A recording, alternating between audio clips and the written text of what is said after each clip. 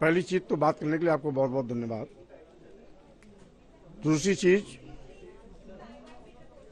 राजनीतिक फैसला रोज नहीं लिए जाते,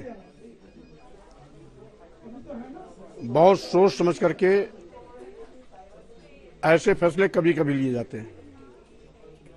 बहुत पहले मैंने एक बार फैसला लिया था, जब सुश्री बहन मायावती जी बाबा साहब के मिशन और मानवर काशीराम के सामाजिक परिवर्तन के रास्ते से हटी थी।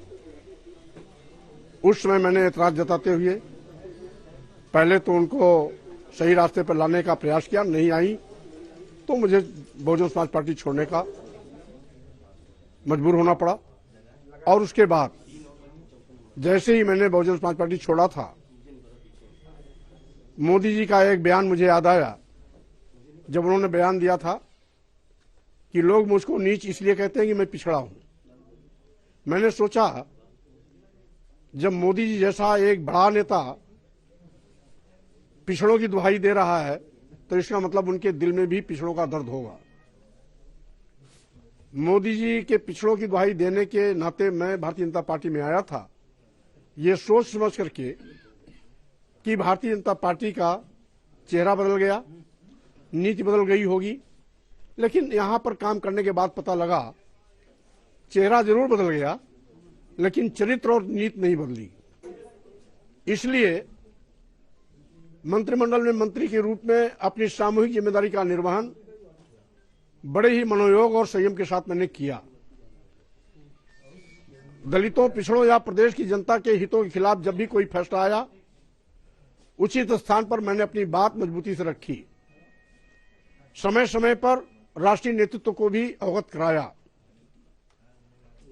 लेकिन बात करने के बावजूद भी उस पर तवज्जो न दिए जाने के नाते मैं उस अपमान के कड़वे घूंट को पीता रहा।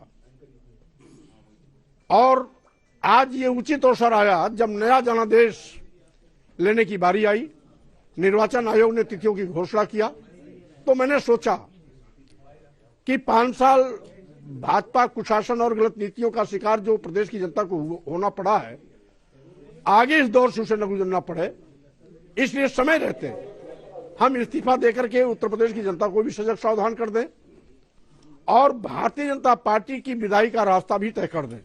नहीं, पर कुछ समझ में नहीं आ रहा। मुझे ये बताइए, नहीं मैं समझ गया मंत्रिमंडल में आपने छोड़ा, लेकिन छोड़ने की वजह क्या रही? क्या आपने भाजपा में देखा, यूपी की सरकार में देखा, जो आपको लग रहा था कि ये लोग गलत कर रहे हैं?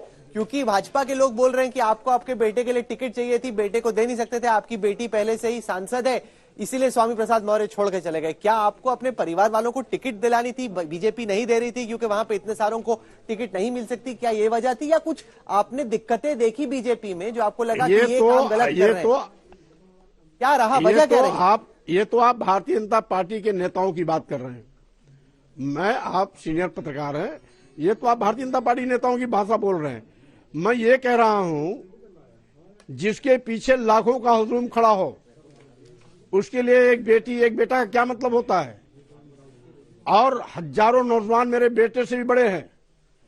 इसलिए छोटी सोच के लोग छोटी बात करके जनता को गुमराह करने की कोशिश करते हैं। उत्तर प्रदेश के अनुसूचित जाति, जनजाति और पिछड़ों का जो आरक्षण मारा जा रहा है, क्या लोग अंधे हैं, देख नहीं रहे हैं क्या? 69,000 शिक्षक भर्ती में 19,000 आरक्षित पदों पर सामान्य लोगों की भर्ती कर दी गई।